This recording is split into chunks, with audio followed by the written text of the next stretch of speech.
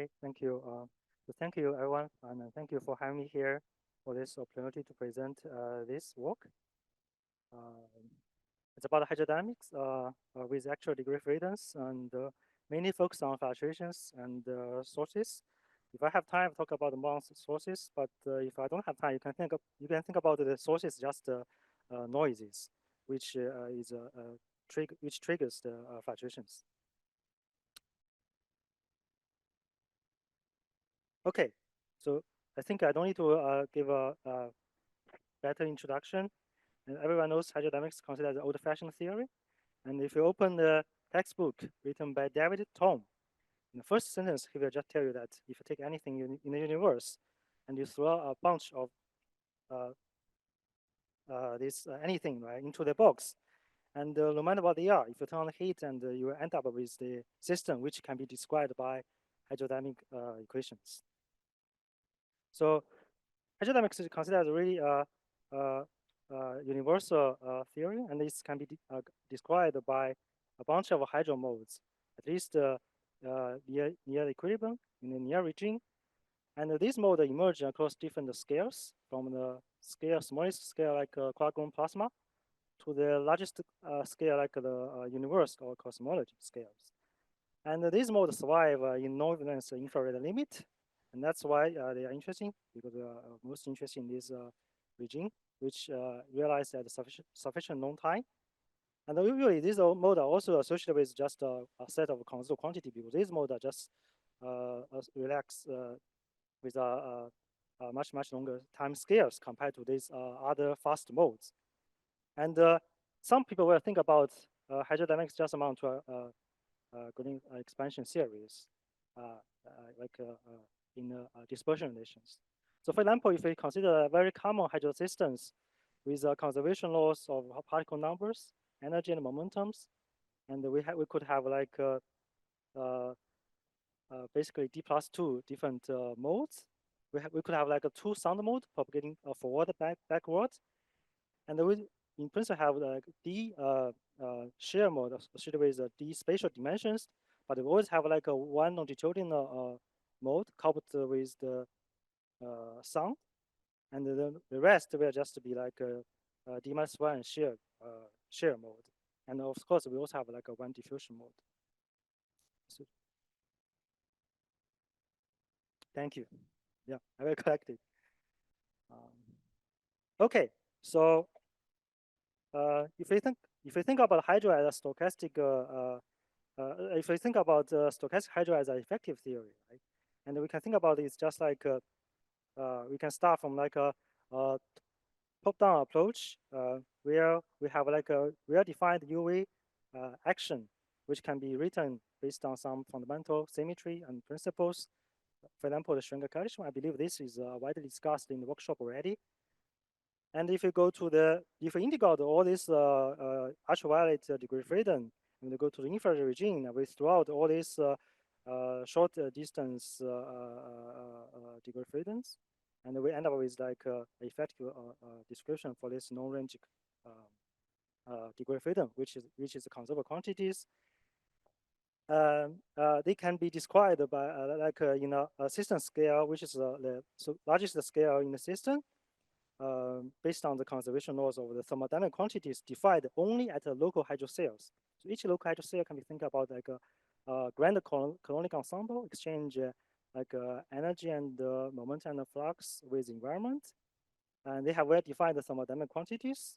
Of course, to be thermal, they also have to be, the size of this hydro cell also should be much larger than any microscopic scales, which, for example, in the strongly coupled system, could be just like the inverse proportion to the temperature of the system.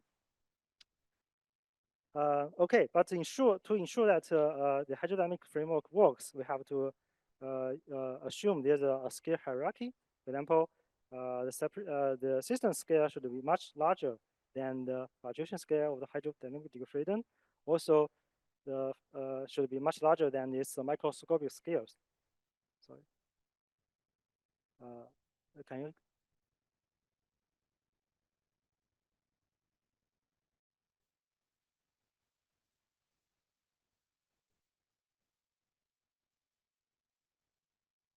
So I cannot hear clearly.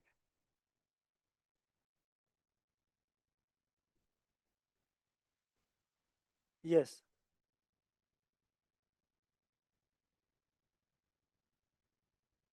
You mean the second one or third one?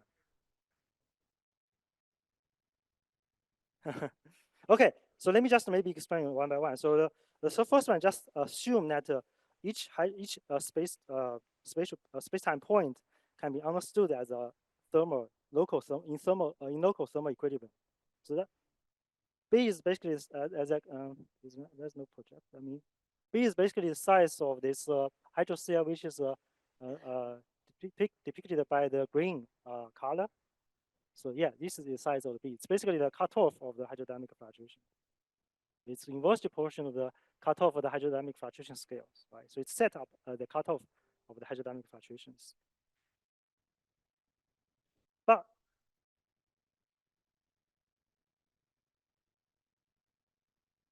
no, L-mic is a microscopic scale, which is like, for example, the inverse of the temperature, which should be much, much less than the hydrodynamic cell in order for the assumption that the local thermal equilibrium to be valid.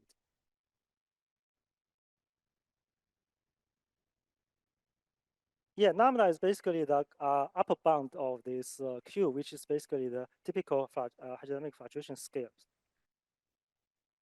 As you can see here, right? So this is the fluctuation scale, which is the blue wave I showed here. And it's inversely proportional to this Q. Q is basically the wave number of the fluctuation, right? And this Q should be has an upper bound, which is given by the hydrocell, the size of the hydrocell, which we call the B.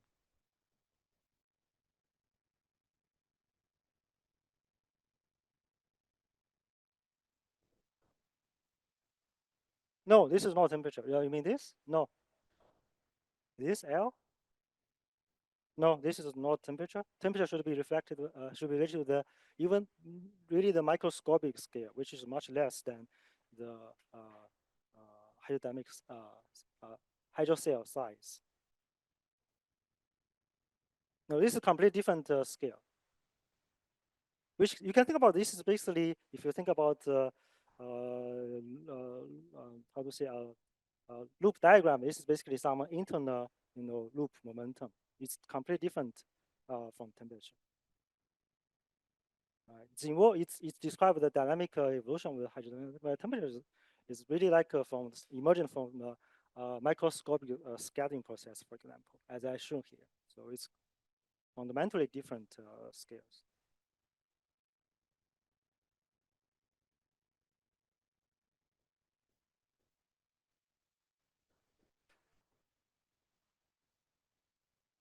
Um,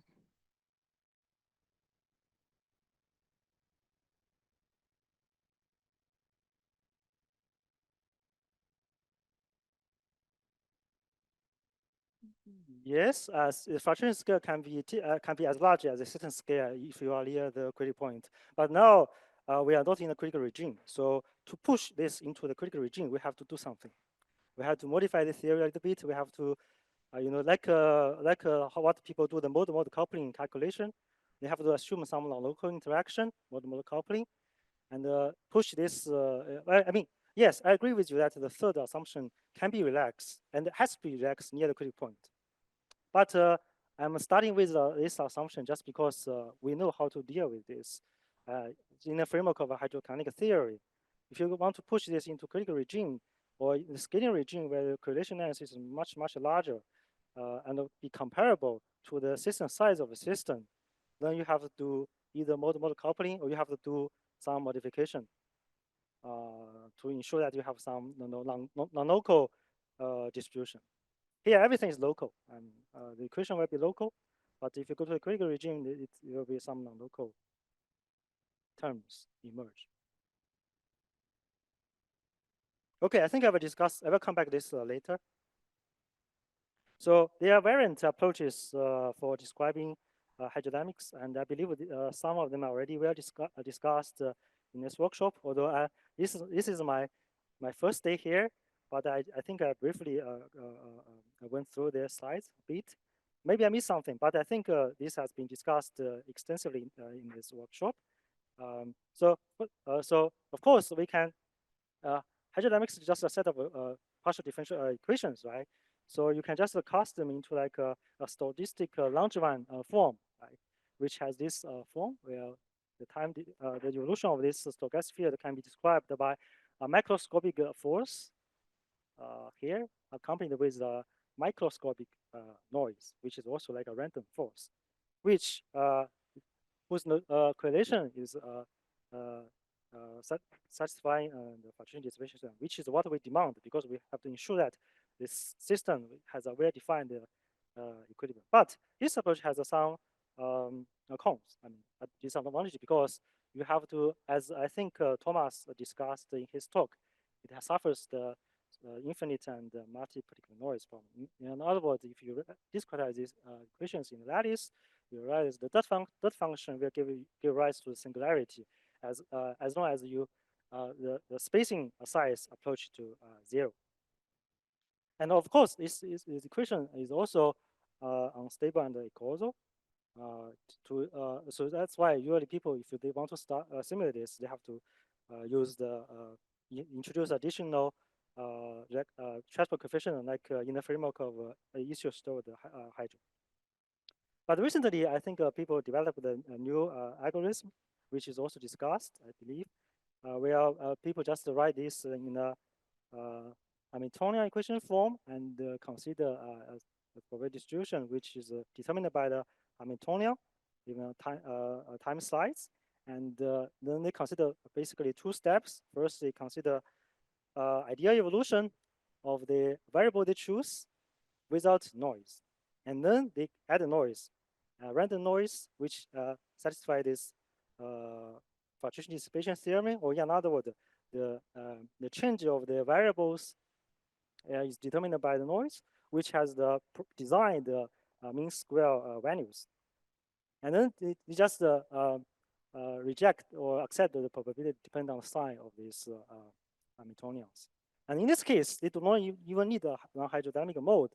So this approach is completely stable, although because they have to use the equation of motion at the ideal level, so they has to pay the price that the system is a little bit acausal, but the effect is minor. But still, in this approach, you still need to, how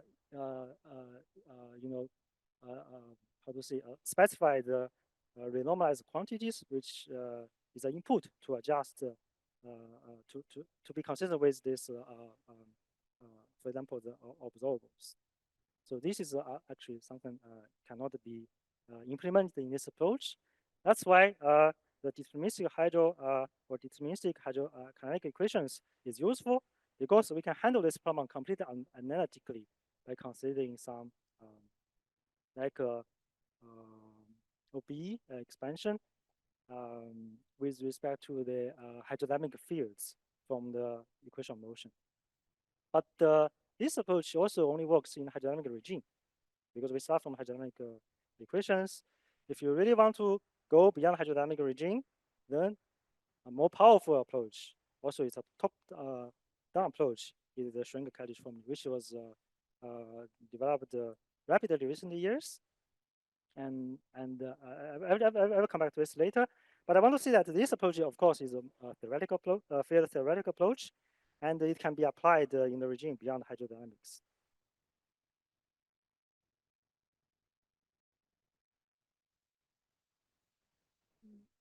But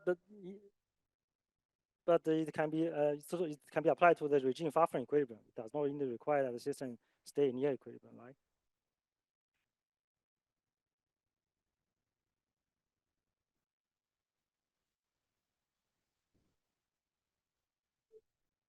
Yes, but you yeah.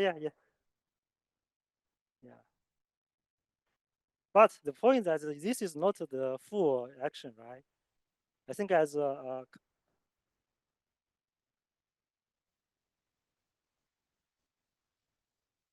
agree. Yeah, in the regime where hydrodynamics is just hydrodynamics. But I think people already implement this beyond hydrodynamic regime and like Haver and also Akash, I believe, right? many others. I think they formulated this.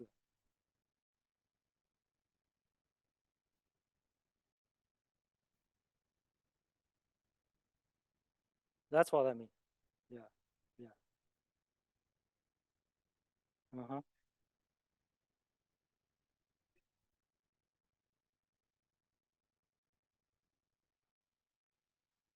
Yes, yes, I agree.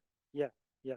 But I think it's you can still go beyond hydrodynamic regime. Of course, I think you and the paper has paper on this, right? You have this like a cortical noise interaction, which I believe is still in hydrodynamic regime, but it's missing in the classical hydrodynamics.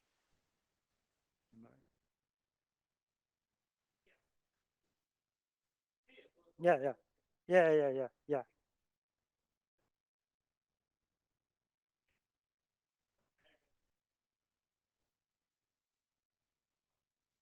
Uh-huh, uh-huh.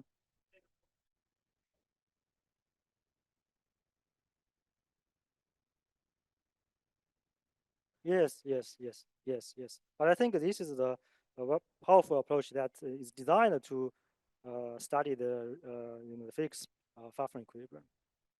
Otherwise, you have to give me an equation of motion which can be used to describe. And well, there's no first principle to derive the equation. There's some like bottom-up approach, right? But it's not top-down. I mean, you don't have like a fundamental symmetry to guide you to write down this equation of motion. So let me just focus a little bit on this deterministic equation approach, where we developed a few years ago. Uh, just consider that you do some uh, expansion of this equation. You still have like this kind of like Lagrange type equation, but it's averaged on the ensemble you are considering, and you just take the field derivative, right? And if you think about this in a diagrammatic language, if you have like a, one point equation, time derivative one point equation is given by the first term because it's a vector, so it has one x in the leg, right? And if you apply additional derivative, and you just attach extra additional legs to these operators with the correlators.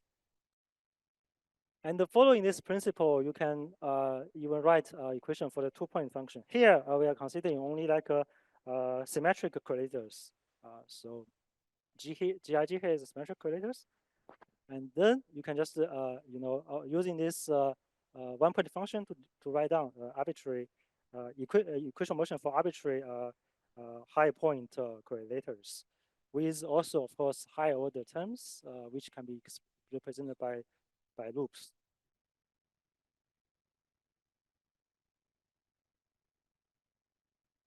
Any stochastic variable.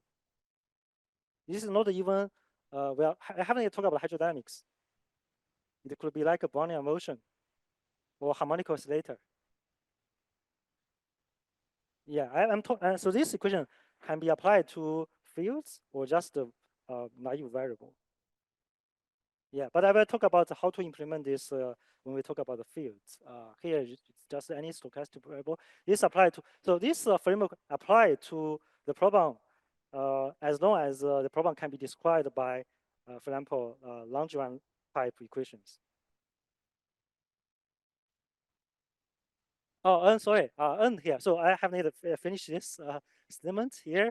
So of course, this equation is not closed because it could depend on infinite many, like how people study this moment equation, right? So moment equation usually will depend on first will count all the higher order moments, right? This is the case here, but because of this suppression of these higher order correlators by this epsilon, which epsilon is inverse of the number of the degree of freedom of the system, right? So because if you have such a small parameter, which is usually considered as the loop suppression parameters. So because you can think about if you have a one loop integration, each loop integration will give rise to this small epsilon effect, because each loop integration is like a integration in this Fourier space, in the wave number space, right? And the wave number space is inverse proportional to the volume space, and volume, of course, is also linear in the total number of degree freedom of the system. So for example, in holography, this n will be like nc equals 3. And in hydrodynamics, especially if you consider near the critical point, this n will be the number of uncorrelated hydrodynamic regime in the system.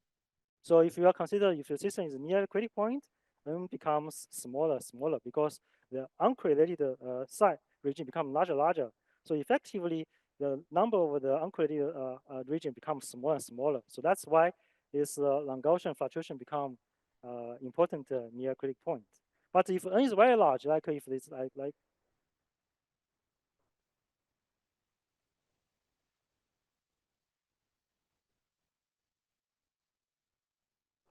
yes, you can think about you can think about yes, because it's just the thermodynamic entropy which counts the number of effective degree freedom, uncorrelated effective freedom in the system, which is determined by correlation length. That's how you can relate it to the critical phenomenon and why near the critical point this fluctuation becomes important. And of course, you can also check always the equilibrium solution where the lines here with double lines is just the equilibrium correlators. They must satisfy these equations at the tree level. Here I only show tree level, but also at loop and loop orders. Okay, so far this is well established, but we have to discuss, especially in the context of relativistic hydrodynamics, how to derive a relativistic theory incorporating fluctuations. Right? So the goal here is just so we want to deal with the relativity or covariance of theory as if we don't know anything about relativity. But of course we know, but we want to handle this problem easier. That we can just deal like we don't know, and we can just deal with it like we are in a lab frame. So for example, we start from like a 1-point function, right? Which in the lab frame, which is written by this way, and the precise my stochastic variable with an underlying bar. It means that this variable is measured in the lab frame. Okay, so it obeys the thermodynamic relations in the lab frame, and basically, the right hand side is just a function of this variable and its derivative. In this case, it's just a total divergence of flux.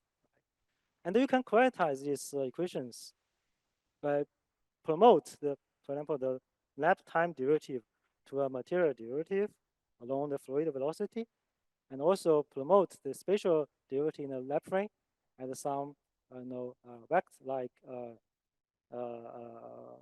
spatial derivative, which is always perpendicular to the fluid velocity. And then, on the other hand, this psi written in this common frame is related by this psi underline with some boosts or with some gamma factor, right? And of course, we want this to happen because the thermodynamic relations for the psi is much simpler compared to the thermodynamic laws for psi bar. Because here it's in sorry. No, it's not constant. It's a variable. It's a field.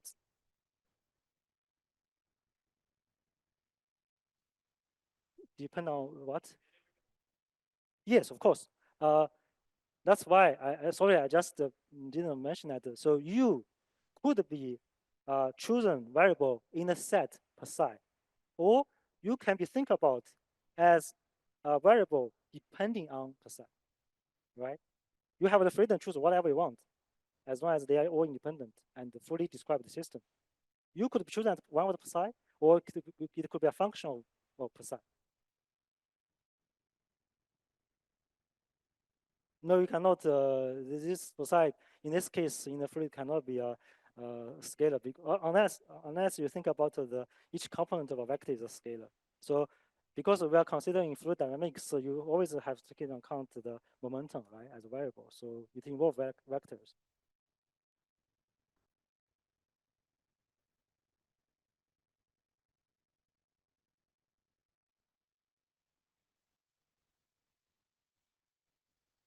Uh, Mm-hmm. Yes. Yeah. No, I disagree. It could be a function like if you choose psi to be like momentum, right? Momentum flux or momentum flux, yes, right? For example, U multiplied by epsilon plus P, momentum flux. U is a function of the momentum flux, right?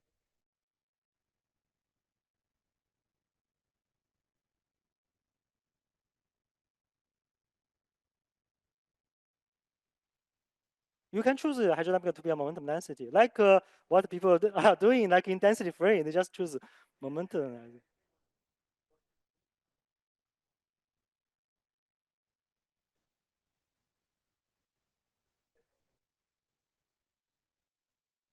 Yeah, yeah.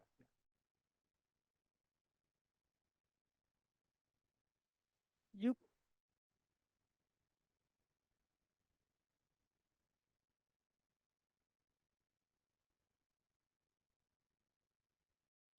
It could be, but it's not necessary. That's what I want to say. Yeah. Well, you can choose your value to be like energy density and momentum density. Yeah, yeah, dependent variable. Yeah, I agree. Yeah, maybe it's okay. So I have like a half an hour. Okay, I have to be quick. So okay, so then you have to think about okay. Now you have this current variation version of this one-point function, and you can then randomize this equation. And the naive guess is actually like okay, I just consider all the variables as stochastic. So here I use the brief to denote the quantity is stochastic. Without brief, just the average of this quantity. And then you can think about, okay, now I just assume that all the quantity are just stochastic. And of, of course, to be consistent, I have to add a noise term here, which is also depend on the stochastic fields, right? But this is wrong. This is because we have two notion velocity here. One is the stochastic local velocity, another one is the averaged one. And we have to write down the mu in general in terms of the both vectors. I mean, just do a general decomposition of this stress tensor, right? In terms of all the possible vectors you could have here. And uh, then what we want is that, okay, so we want to express the stochastic fluid velocity in the basis determined by the average fluid velocity here. And because we the so the average velocity also form a complete basis if we introduce Feyerabend fields, right? So this is a Feyerabend which is perpendicular to the velocity. So it form a basis, and you can just project this fluctuating velocity in the non-fluctuating basis, which is given by average of the specific velocity. And what is really the variable, independent variable here is basically the spatial component of this projection, because the time component is nothing but the Lorentz contract parameters, which depend on this velocity. It's just a boost.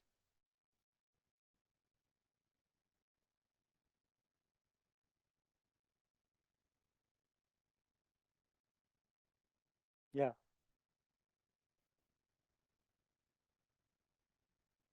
Uh, no noise. I mean, it's just a fluctuating variables.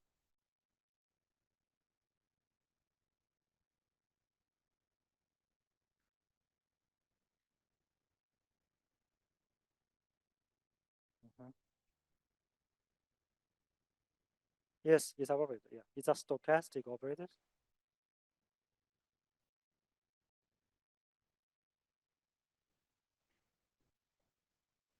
Well, this is just the average, as I defined in the previous slides, right?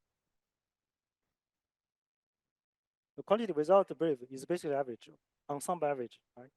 So now you get ensemble average.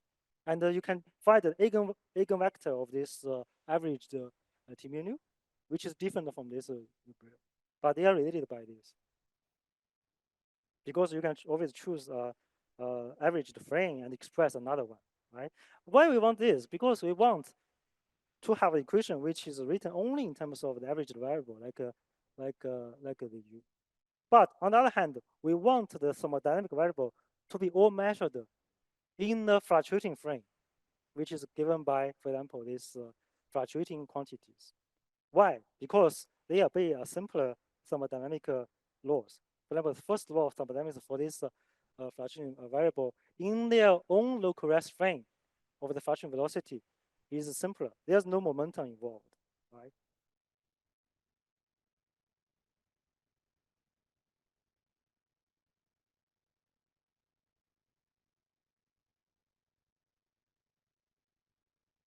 Uh-huh,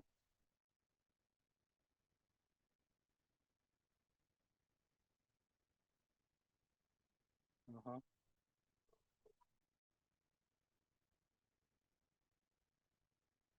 Yes,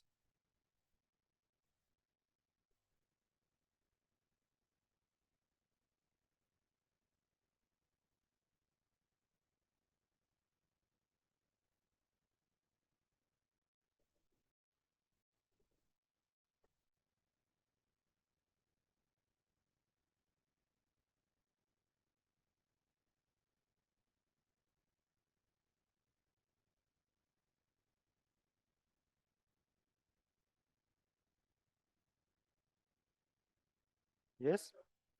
But, yeah, yeah, yeah. But what appears in the entropy or in the action, the Lagrange multiplier, is a property of the environment. It's non-fluctuating, as I shown here. Alpha, beta are just chemical potential over temperature. Beta is the inverse of temperature. They are not fluctuating. What fluctuating is basically the quantity multiplied by the magic quantity, which is constrained by the conservation laws.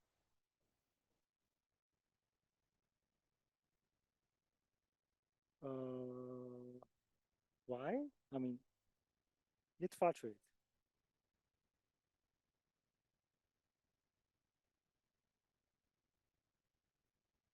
You want to say? Yes, yeah. Okay, okay. Yeah, yeah, psi, yes.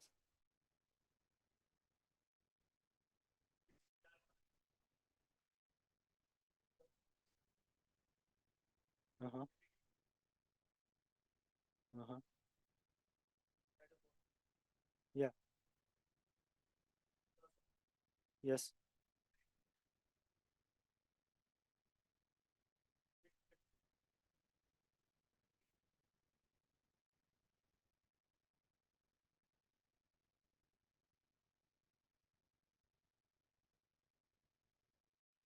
Well, this noise come from the noise from the stress tensor. This noise, well, right, here, sorry, let me see here, right? It comes from the noise from the T mu nu stress tensor. Because what you have is T mu nu equals 0. And T mu nu involve noise part, right? So basically this psi is basically a gradient of the noise appearing in the stress tensor.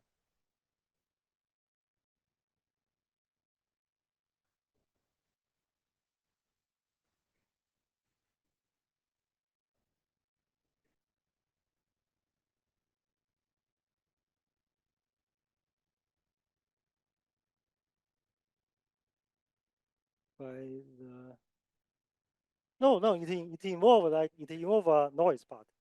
It involves a noise part because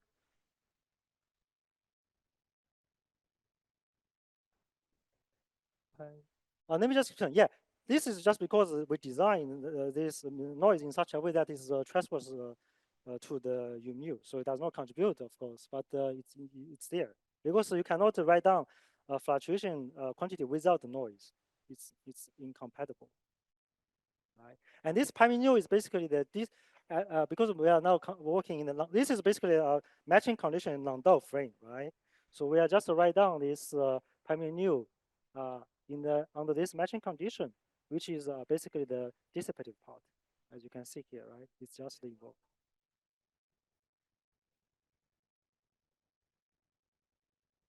Yes, it accompanied with excite noise term. Yeah.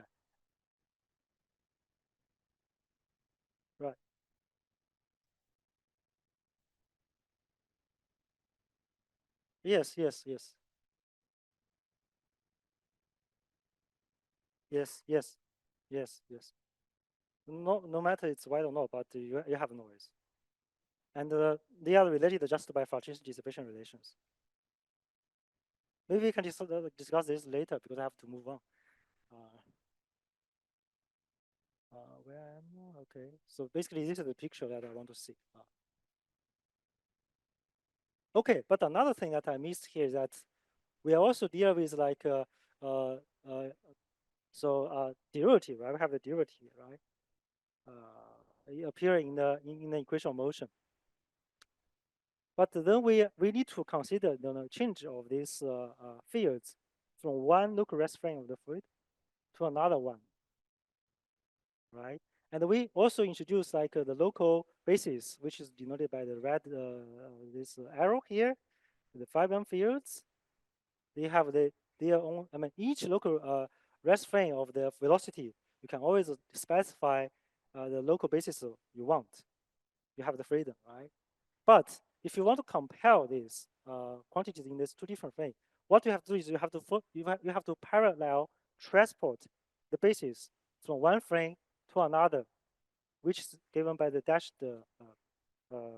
arrows here. But it does not need to be coincide with the basis you choose in this frame, right?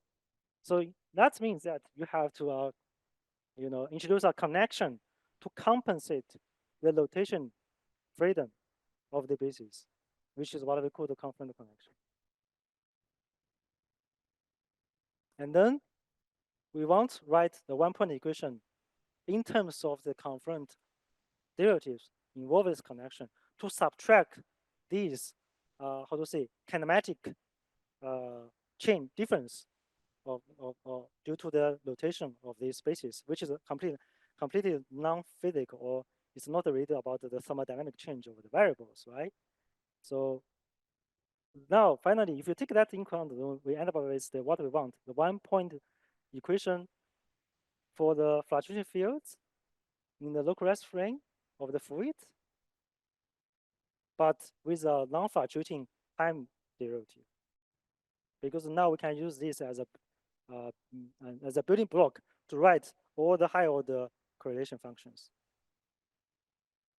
And very important remark here is that because the fluctuation dissipation relations, what appears, the transverse derivative appears in the ideal part with a fluctuating velocity, while it appears without fluctuating velocity in the dissipation and the fluctuation part, because this has to be related by fluctuation dissipation relations. So this is basically the right one-point equation. At one-point equation level, the equation we should start with in this approach.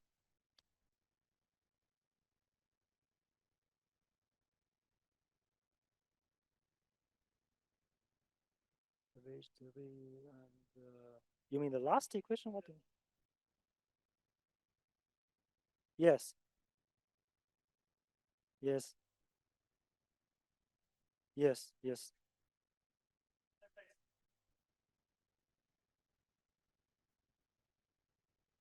No, average field is already defined by applying the average some average, right? You of the fluctuation fields. Yeah, and we want to write the equation only in terms of this non-fluctuating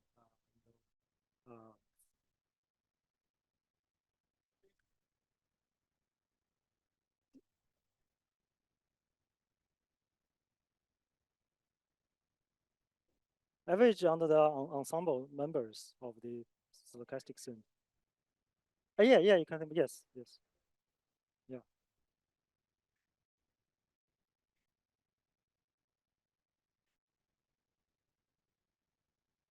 Uh-huh, uh-huh, uh-huh.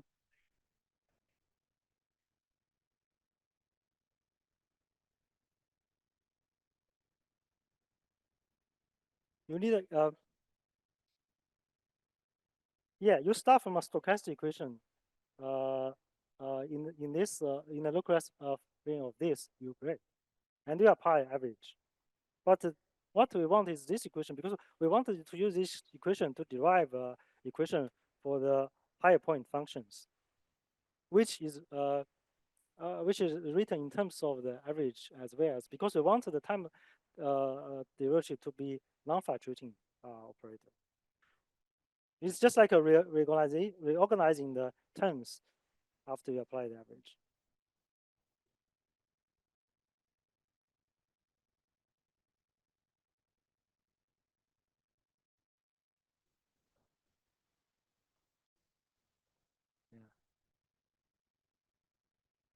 Yeah, yeah, yeah, yeah, yeah.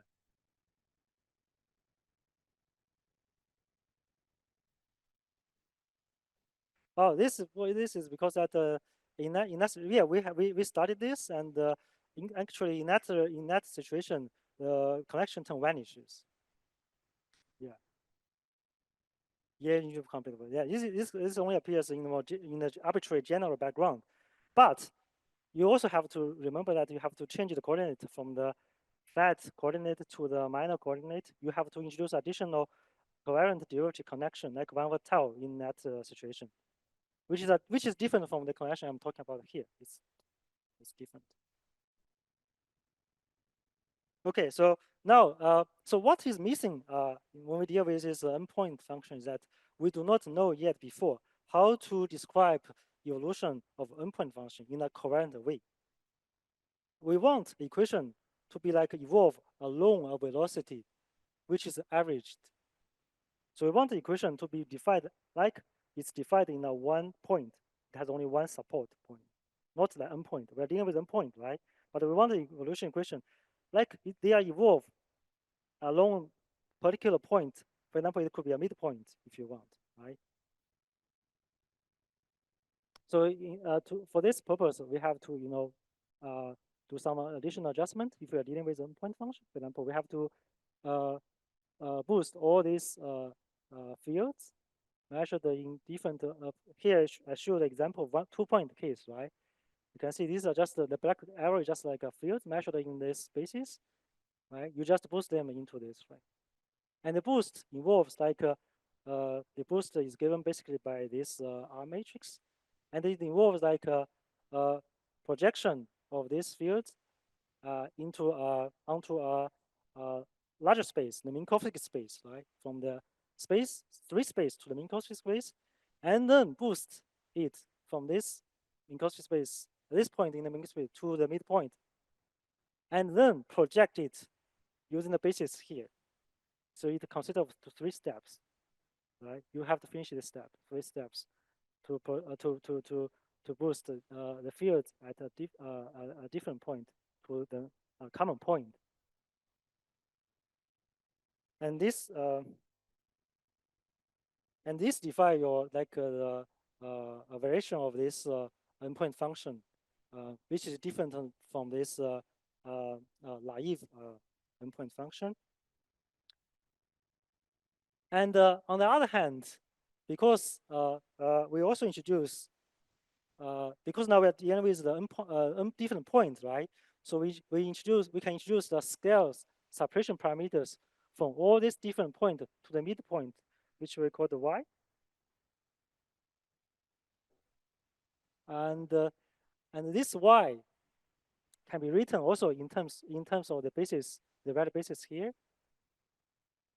You via these relations, and the change of the basis, the torsion of the basis will also affect the value of y while these bases, because the basis depend on the position, either x or different x with a small increment here. So we have to introduce another connection to compensate the change of this of this y due to the change of these bases, right? So this only appears when you are dealing with a multi-point function, because you have now the scale separation variable here, and this only comes from 1-point function. This comes from multiple. So this constitute the full connection term you need to for the covariant derivative. It's just like the Lie derivative in the differential geometry. And another non-trivial property is that we also have to require that because we choose a midpoint. So all the separation scale must sum to 0, right? And we have to change the variable from the with respect to each point to the midpoint and the separation scales. But we have the constraint here, so they are not all independent. That means we have to introduce some non-trivial calculus for these derivatives. For example, if you apply this calculus like for the y variable here, you will see that the dy1 y1 is not given by 1, it's given by 1/2. And dy1 y2 is not 0, but given minus 1/2 because of this constraint and because of this non-trivial calculus. That's because that they are not independent, and if you change delta y, the delta y1, delta y2 must adjust it to ensure that the constraint is satisfied. So this is also new in the multi-point formulation. This does not exist in one-point case. Okay, and you can do something like because we are in the fields, you can also do the Fourier transform, and you can, because you introduce this Faidon fields, you can just establish like a Fourier transform kernel, which is independent of the space point. So you can just do the Fourier transform as if this is just like in the lab frame. I think I will escape this a bit. And this formula is good because you can now, because each field in this, each point, they lie in two different bases, right? So on the one hand, they lie in the 3+1D Minkowski space. So the base is Lorentz symmetry. On the other hand, they can be projected into a local 3 space. So they have this SO3 rotation symmetry. So therefore, if you want to study the fluctuation of like tensor field, just to be ambitious, and you can just consider like the system has n copies of these symmetries, each copy for each point. And then you can write down the equation. Here I just show the simplest example. In the 2-point cases, this equation can be checked. They are invariant under SO3 rotation. And in other, they're independent of the fields, local fields basis you choose. And you can do even further if you want. If you choose a different basis, for example, the basis of the diffusion and pressure and the velocity, to like some eigenbasis of these eigenvalues of the different hydro modes, you can write the equation in an even simpler form. For example, the mode associated with the propagating forward and propagating backward correlations is can be interpreted as a kinetic equation for phonons. This is well known before. And if you introduce in the 3 space, introduce a particular vector, which is pointing along the propagation direction of the sound, then you break the SO3 symmetry down to SO2. Now you have the two transverse rotation because you have like two degenerate transverse directions in this case. Okay, then you can, from this equation you can solve them analytically. You can find their solution in a small q and logical limit. And as a function of q, they behave like this. I don't have time to explain this more, but what I want to say is that because I want to come back to what Thomas and also actually discussed yesterday, you can solve this and equation and find that the 1-point function evaluated at 1 point, which means that you integrate all the internal momentum of wave numbers, they end up with the well-known, realization of the transfer coefficient, and it can be connected to this multiple coupling loop diagram with a symmetric lattice, as if you just turn off the external wave numbers and you cut these diagrams, and you will get from this approach the same results from the loop calculation. So they are related. And what cannot be renormalized, of course, is so-called long-time tails. It is just the part of the non-equilibrium solution subtracted by the local divergence part because of this small q behavior. And then you end up with like some well-known analytic terms schematically can be understood as like k to some fractional power.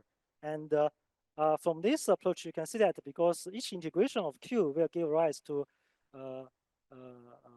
volume, 1 over volume of the fluctuation region.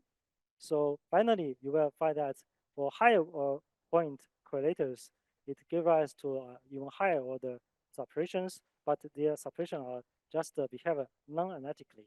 The leading terms, of course, is given by this fish diagram, which has a well-known form of terms. And this is important because we know that in the recent release of data from the weak BS2 results, there's also very exciting results that indicate that the experiment data is qualitatively in agreement with the expectation from the equilibrium prediction. Of course, according to the Cockmatter 25 experiment summary, one important missing part is dynamic modeling. This is indeed what we are doing here to fill the gap between experiment and theory. And to do this, of course, you have to consider that how to modify this framework, which apply only far from a critical point so far. And we have noticed that near the critical point, we have the critical slowing down, which means that the relaxation rate is proportional, can be represented like a correlation to some dynamic exponent, which was discussed in Thomas' talk. And because each mode we consider has different relaxation rate, which means that they scale in the correlation length parametrically different. So their contribution to the observables is also different, depending on how far you are from the critical point. Some are relevant, some are not. And if they are relevant, then you can think about these modes are just frozen because of the critical slowing down, and it will, slow down the dissipation process. And as a result, the transfer coefficient will be suppressed due to the frozen of this mode. And also, we want to establish the general framework involving fluid velocities, just because that these fluid velocities are important also near the critical point. In a sense that, for example, in the classification of the critical dynamic system, the involvement of the velocity will change the universally dynamic class from mode B to mode H due to the coupling of these charge correlators to these velocity correlators. Okay. I have okay. So one last comment I want to add is that we know that how everything works in this deterministic framework. We have all the essential ingredients, but we also want to know how this can be connected to other approaches like, for example, Langevin, Fock-Blanc, and this Schwinger-Kadich formulas, right? So for example, if you start from Schwinger-Kadich formulas, you apply the Hubbard-Stratonovich transform from the A variable to the noise, and you end up with the partition function with the Gaussian noise width and on-shear condition for the equation motion, right? And this is basically give rise to the equation motion for Langevin. And also, it is believed that from this path integral, we should also end up with the evolution of the probability, which can be interpreted as a partition function. And the last, not least, the Langevin formalism and the Fock-Blanc formalism can be converted to Jado. This is well known, but what is not clear is just from the path integral formulation to a Fock-Blanc, and this is what we have to study. And I don't think I need to spend time describing this because this has been studied already or discussed already in this workshop. Just remind you that in this Schwinger-Kadich, we want to write a partition function in terms of only the slow variable, which can be written by the linear combination of the forward-backward fields in the closed time path, and write down this general action according to the unitary constraint and also KMS symmetry. And on the other hand, we can also start from the Langevin equation and discretize it. And as Thomas discussed already in his talk, and also Akash, I believe, there's ambiguity here because of multiple noise. The amplitude of the noise will depend on the discretization subscription of the field, right? And in general, you can just consider that you could have like a fields depend on some linear combination from the time point t to t plus 1, right? Where with the constraint the linear coefficient must sum to 1. For example, in the Ito calculus, theta is 0, and in the Stoyanovich, theta is 1/2. This is the very common choice, and this is the democratic choice of this discretization. And for example, we can expand this noise in terms of this field defined at 1 point, and we amped up some modification of the drift turn in the discretized Langevin equations. But one important thing we notice here is that this formulation is not compatible with the KMS. If you start from this, divide the image, if you use this well-known, this quadratic form, the Schwenger-Kalisch expansion, you end up with a result with the F, which is compatible with this one. And what is missing is basically you have to take it on to this Jacobian or determinant in front of this in the path integral, and which cannot be predicted from the KMS symmetry.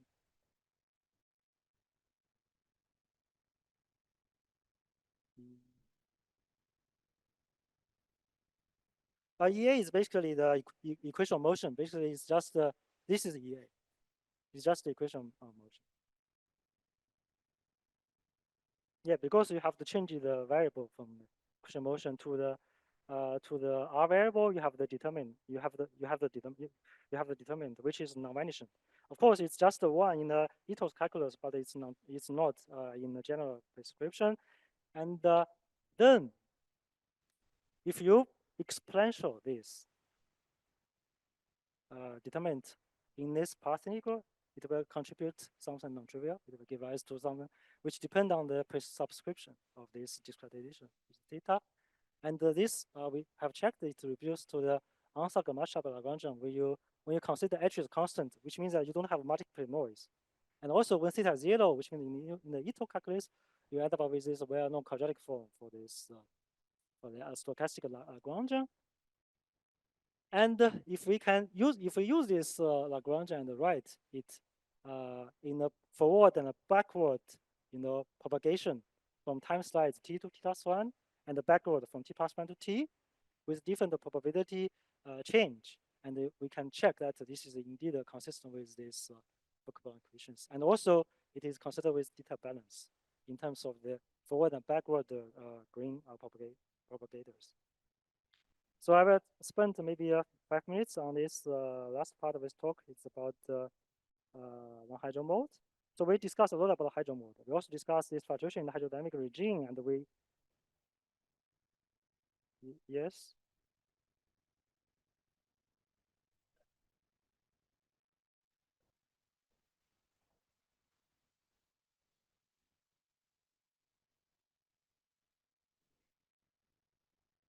Yes, it's must. Yeah. Oh, this, okay, I see, I know, I see your point. This is not written in terms of, so what I want to see that KMS symmetry, after you integrate the A fields, it will give rise to the time reverse symmetry, right? So here we have checked, this is with respect to the time reverse symmetry. But if you want to see KMS symmetry, you have to go back to the R and A fields, right? And in that case, as you discussed yesterday, you have to introduce the ghost fields. You have to implement the KMS symmetry for the ghost.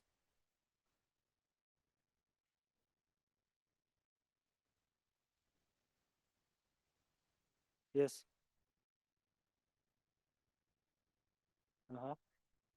Yes.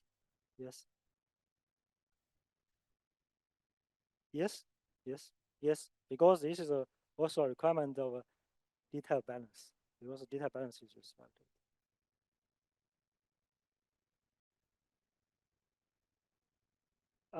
It should be true at any loop altogether, but I don't think I checked that. Well, yeah, one should check and order by order. But I believe this should be true. Yeah. Yeah, it's more non-trivial in the high order loop levels, and that's has to be checked. But I believe it should work out.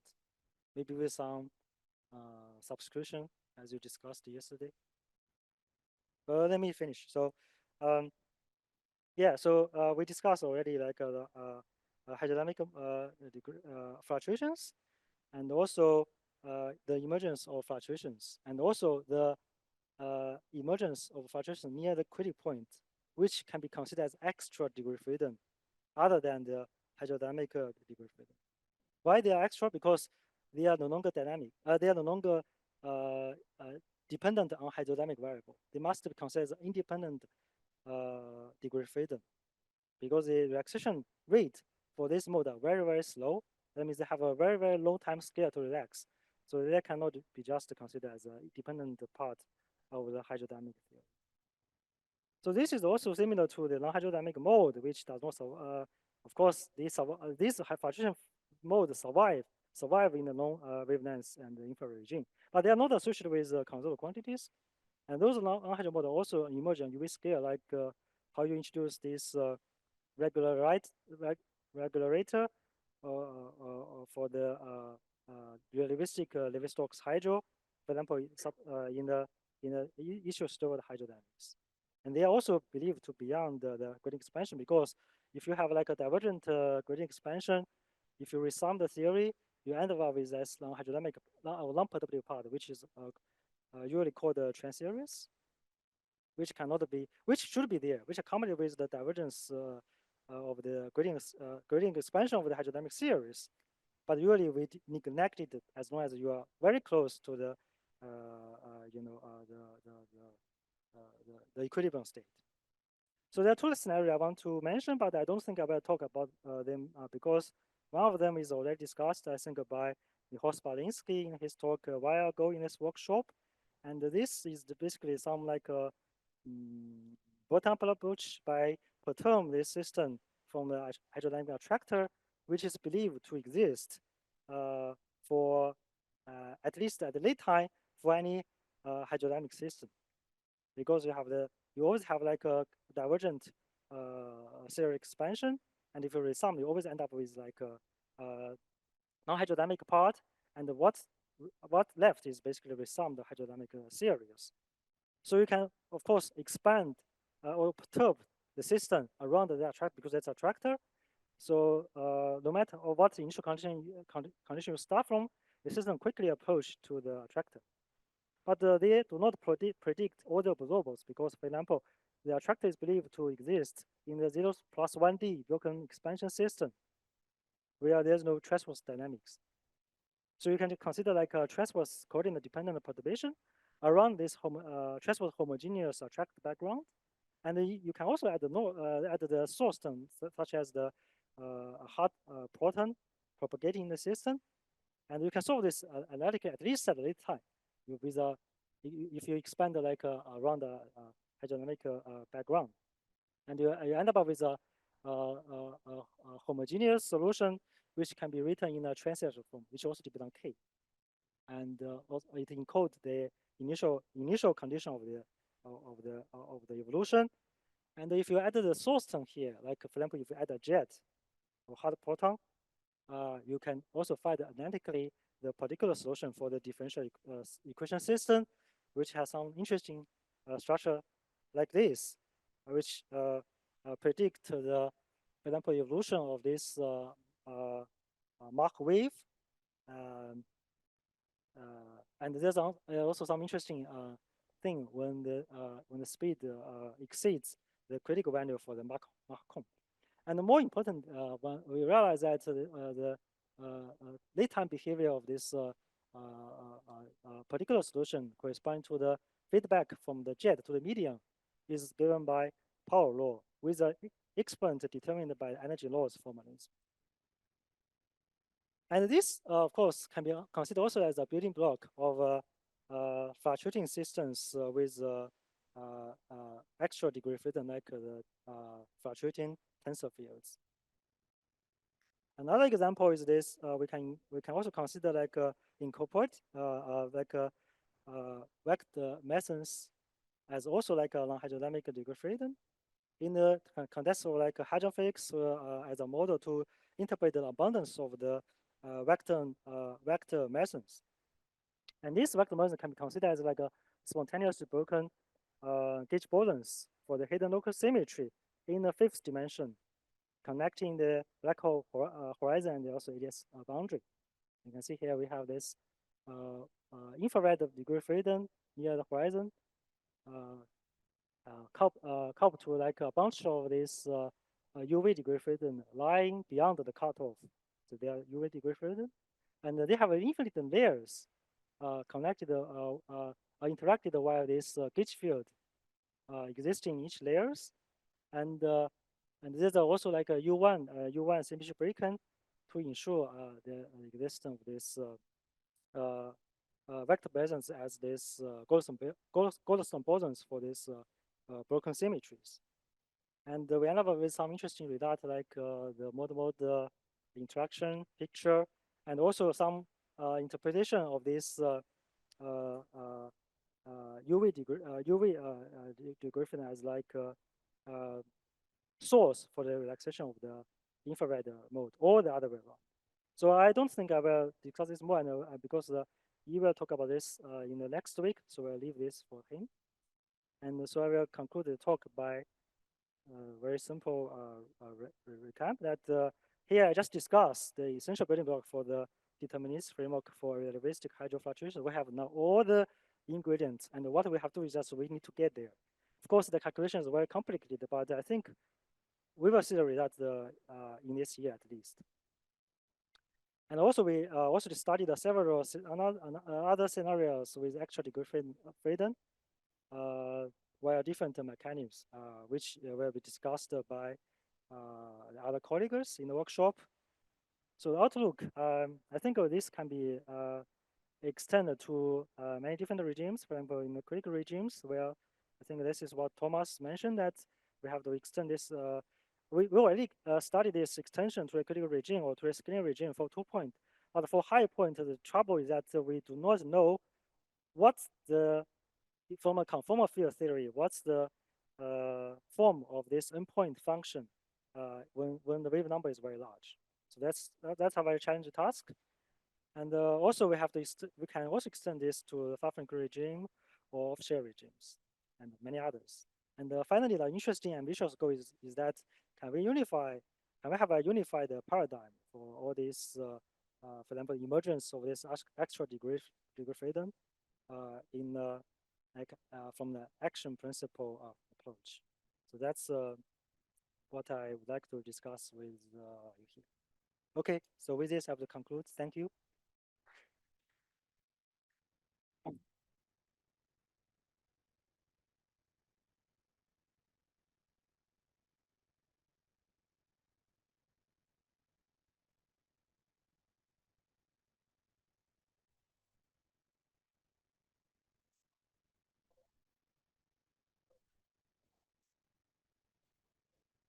Yeah.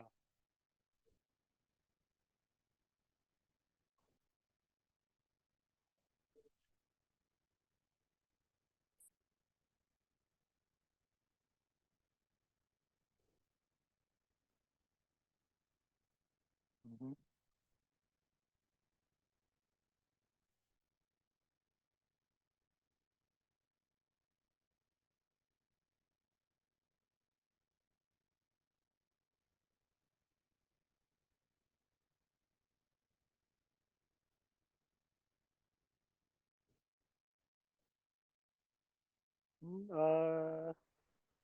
No. B is not a function of thermodynamics. B is a, so yeah. So let me just clarify. So B is just like a regulator parameter, which is completely a matter of your choice. It's not physical.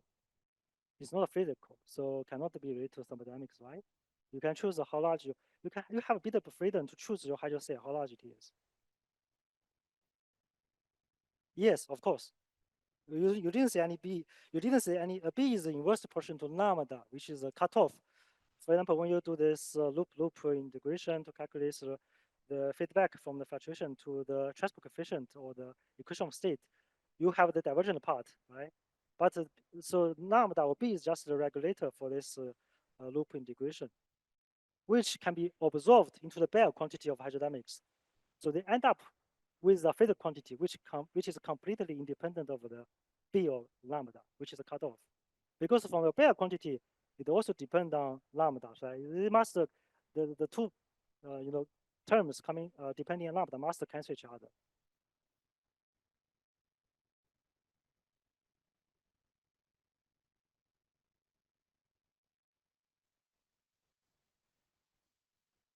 Yes, that's basically the closed number. Yes, sure. But this small closed number constraint is just for hydrodynamics, not for fluctuation. And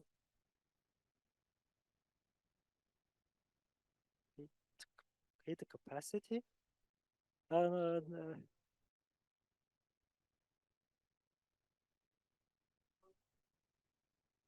yeah, it's here. This generator fluctuation because this will give you the noise, which will give you a microscopic kick to the motion of the variable at these scales, right? The noise comes from this.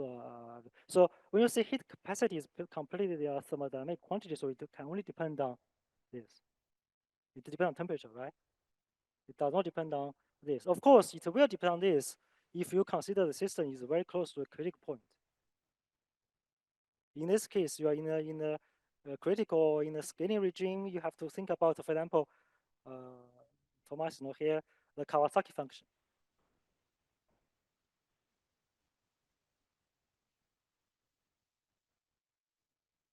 The mean free path is provided by some microscopic, scaling process. It's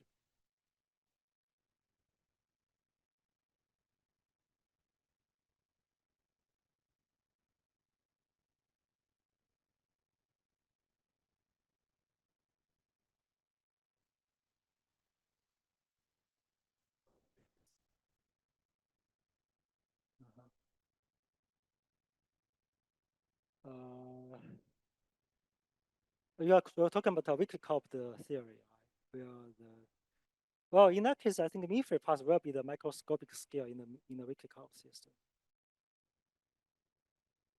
Here, just yeah, I think I'm too sloppy. Here is just I'm considering strongly coupled system where temperature is a good approximation of the microscopic scale. If you